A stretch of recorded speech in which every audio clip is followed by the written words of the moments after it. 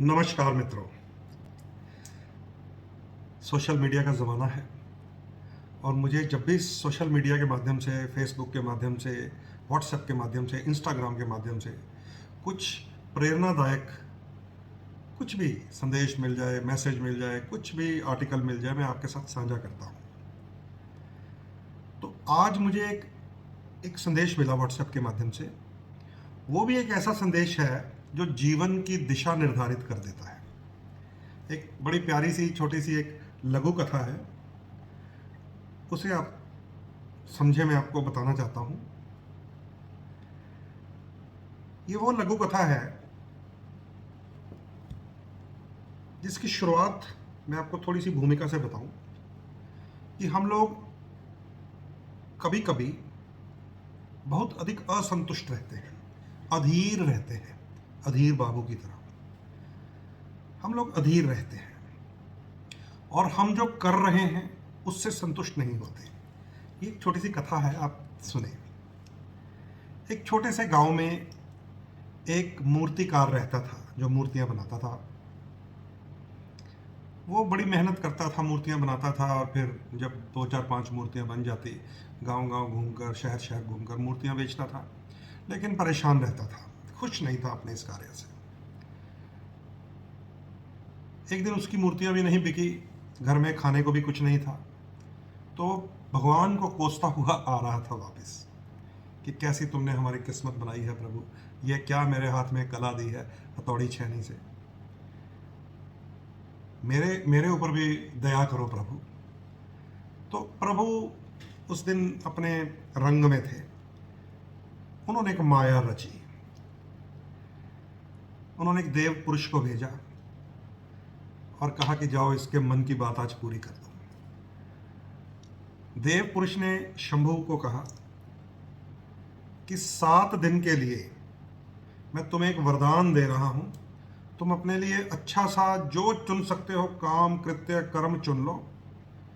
जो तुम चाहोगे वो कर पाओगे, वो बन जाओगे। वरदान देता हूं मैं, तथास्तु। शंभू बड़ा खुश हुआ। वो भी चलता हुआ अपने घर की तरफ वापस आ रहा था तो दूर उसने देखा कि एक रैली हो रही थी बहुत बड़ी। एक स्टेज लगी थी, बड़े बड़े तंबू, बहुत सी सिक्योरिटी और बहुत सारे लोग जिंदाबाद जिंदाबाद के नारे, फूल बरसा रहे थे। तो एक नेताजी को उसने देखा, लोग उनके ऊपर फूल चढ़ा रहे थे, गले में मालाएं डाल रहे थे। तो शंभू ने कहा भी ये बड़ा शक्तिशाली है, गाड़ियां हैं, लोग हैं, सिक्योरिटीज हैं, ये है शक्तिशाली। तो उसने प्रभु को कहा कि हे प्रभु, मुझे ये नेता बना दो। तो उसके पास था प्रभु का वरदान। पलक झपकते ही उस नेता की जगह पर शंभू पहुंच गया। शंभू बड़ा खुश, लोग उसके ऊपर फूल बरसा रहे हैं, माला डाल रहे हैं, जिंदाबाद जिंदाबाद के नारे लग रहे हैं, मतलब वो शक्तिशाली हो गया। तो वो नेता के रूप में भाषण देकर जब पद यात्रा के लिए निकला, थोड़ी देर के लिए कोई उनकी यात्रा थी, तो सूर्य की इतनी तपती हुई गर्मी थी उस दिन कि वो बेहोश हो गया सड़क पर। और लोगों ने नेताजी, हाहाकार मच गया, नेताजी बेहोश हो गए। उन्होंने पानी का छींटा लगाया, डॉक्टर को बुलाया, जल्दी से उसको होश में उठाया।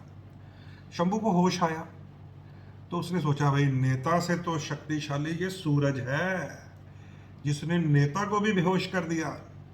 उसने फिर प्रभु को कहा कि प्रभु मुझे तो सूरज बनना है, ये है शक्तिशाली। संतुष्टि नहीं थी उसके मन में। तो प्रभु ने कहा भाई माया का आशीर्वाद है अब तेरे ऊपर, तू सूरज बन जा। तो दूसरे दिन वो सूरज बन गया। सूरज बनकर वो बड़ा खुश कि अब है मेरे में शक्ति, कि वो जहां देखता था धरती के ऊपर अपनी धूप बिखेरता था, लाइट बिखेरता था। जहां जरूरत देखता था लोगों को धूप की, वहां धूप भेज रहा था। गरम गरम गोला बना हुआ था। तो उसने दूर देखा एक मजदूर किसान अपनी खेती का कार्य करने के बाद पेड़ के नीचे सो रहा था। शंभू ने कहा कि अरे ये इतने दिन में सो रहा है। तो उसने अपनी धूप और तेज कर दी और गर्मी बढ़ा दी उसके इलाके में, लेकिन वो उठे ही ना। मजदूर सो रहा था बड़े मजे से। शंभू ने और धूप तेज कर दी, वो फिर भी ना उठे। तो सूरज के रूप में शंभू ने देखा कि वहां पे तो कल कल करती हुई हवा चल रही है और पेड़ के नीचे सोए हुए मजदूर को हवा से आनंद मिल रहा है, धूप का कोई असर ही नहीं हो रहा। तो फिर वो असंतुष्ट हो गया। उसने भगवान को कहा कि भगवान सूर्य से ज़्यादा शक्तिशाली ये हवा है। मैं अब हवा बनूंगा, मुझे हवा बना दो। भगवान ने कहा भैया तीसरा दिन है, अब तुम जो चाहो बनो, मैंने तो वरदान दिया हुआ है। शंभू हवा बन गया। अब जब वो हवा बना, बड़ा खुश कि बहता जाए, कल कल करता बहता जाए। वो देखे मैं जिधर जाता हूँ लोग खुश हो रहे हैं कि ठंडी ठंडी हवा आ रही है, फूल लहलहा रहे हैं, खेत लहलहा रहे हैं, लोग बड़े प्रसन्न हो रहे हैं कि ये हवा कि तो भाई कितनी इज्जत है हवा की। अब मुझे अच्छा लग रहा है। अभी वो कल कल करता बह रहा था, सामने पहाड़ आ गया। कहता पहाड़ आ गया तो क्या हुआ, मैं तो हवा हूँ, मैं इसको अभी सरका देता हूँ। वो पूरी गति से, पूरी स्पीड से पहाड़ की तरफ गया, लेकिन पहाड़ तो सरका नहीं, हवा ही इधर उधर हो गई। शंभू फिर उदास हो गया, फिर निराश हो गया। कहता प्रभु हवा से भी शक्तिशाली तो ये पहाड़ है, मैं तो नहीं हवा बनूंगा, मुझे ये पहाड़ बनना है जो अड़िग रहता है। प्रभु ने कहा भैया चौथा दिन है, अब तुम्हारे पास 2-3 दिन और हैं, तुम पहाड़ बन जाओ। शंभू पहाड़ बन गया। जब पहाड़ बन गया बड़ा आनंद लेने लगा। एक दिन खूब बारिश पड़ी, पहाड़ पे कोई असर ही नहीं हुआ। दूसरे दिन खूब आंधी आई, पहाड़ पे कोई असर ही नहीं हुआ। तीसरे दिन खूब खूब सूर्य चमका, पहाड़ पे कोई असर ही नहीं हुआ। और बड़ा खुश कि भाई 7 दिन आज पूरे हो जाने हैं तो मैं पहाड़ बना रहूँगा। लेकिन थोड़ी देर बाद उसके कानों में ठक ठक ठक ठक ठक ठक आवाज़ आने लग गई। शंभू बड़ा परेशान हुआ पहाड़ बनकर शोर से। उसने ध्यान लगाकर देखा हो क्या रहा है। उसने देखा कुछ मजदूर अपने कुदालें लेकर आए हुए हैं, तोड़ रहे हैं पहाड़ को, तोड़ रहे हैं अपने टूल्स के साथ, हथौड़ियाँ मार रहे हैं, कुदाल मार रहे हैं। तो अंतिम दिन था। शंभू बड़ा परेशान हो गया। कहता अरे पहाड़ से भी ज़्यादा शक्तिशाली ये लोग हैं। तो उसने प्रभु को फिर प्रार्थना की कि हे प्रभु मेरी फरियाद सुन लो, मेरी प्रार्थना सुन लो। देवदूत जी आए, उन्होंने कहा शंभू आज अंतिम दिन है, अपने लिए कर्म चुन लो, जो चुन लोगे वही रह जाएगा। शंभू कहता प्रभु मैं तो शक्तिशाली नेता को समझता था, उसे सूरज ने बेहोश कर दिया, मैं सूरज बन गया। मैं सूरज को शक्तिशाली समझता था, हवा निकली शक्तिशाली। मैं हवा बना तो पहाड़ निकला शक्तिशाली।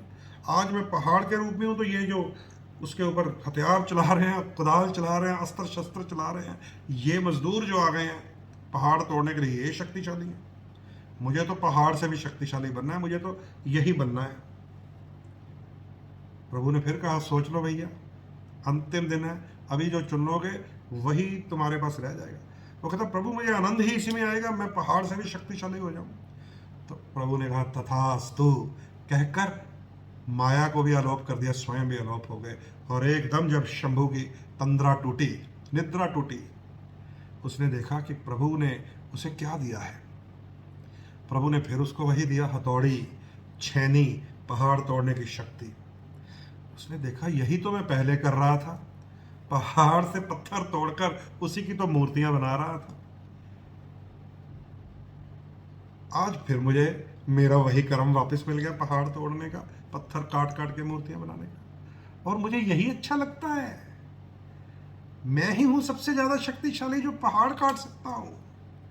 ना वो नेता, ना वो सूरज, ना वो हवा, ना ये पहाड़, मैं पहाड़ को भी काट सकता हूं। बड़ा खुश हुआ शंभू, और वो बड़ी खुशी खुशी फिर से मूर्तियां बनाने लग गया, अपनी हथौड़ी छानी से पहाड़ काटने लग गया और संतुष्ट हो गया। तो कभी कभी ऐसा हो जाता है कि हम काफी भटकने के बाद वापस फिर वहीं पर आकर टिकते हैं जो हमें आता है। हमने अपने गुरुओं से सीखा है, हमने अपने माता पिता से सीखा है, हमने जो डिग्री की है।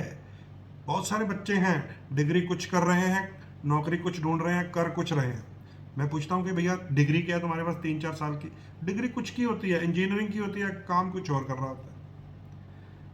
और फिर वहीं जाकर जब जो ज्ञान हासिल किया होता है पहुंचता है इंसान, तो मिलती है उसको संतुष्टि। तो ये आज की जो कथा है मुझे बड़ी अच्छी लगी, हालांकि थोड़ी लंबी है, लेकिन आप भी सोचिए कि जब आवे संतोष धन, सब धन धूरी समान, गोधन गजधन बाजधन और रतन धन खान, कि गायें घोड़े, हाथी, रतन, बहुत सारे धनों की खान हो सकती है, पर जब आवे संतोष धन, सब धन धूरी समान, कि सब धन मिट्टी के समान होते हैं जब संतोष मिलता है। और शंभू को संतोष मिला वही पहाड़ काटने में जो वो पहले कर रहा था, जिसकी उसके पास डिग्री थी, महारत थी, गुरुओं से, पिता से जो उसने सीखा था। तो हमें भी दिशाहीन नहीं होना चाहिए, हमें भी विचार करना चाहिए कि हम असंतुष्ट क्यों हैं, या फिर इस कथा को आप बार बार सुनते रहिएगा। जय श्री राम।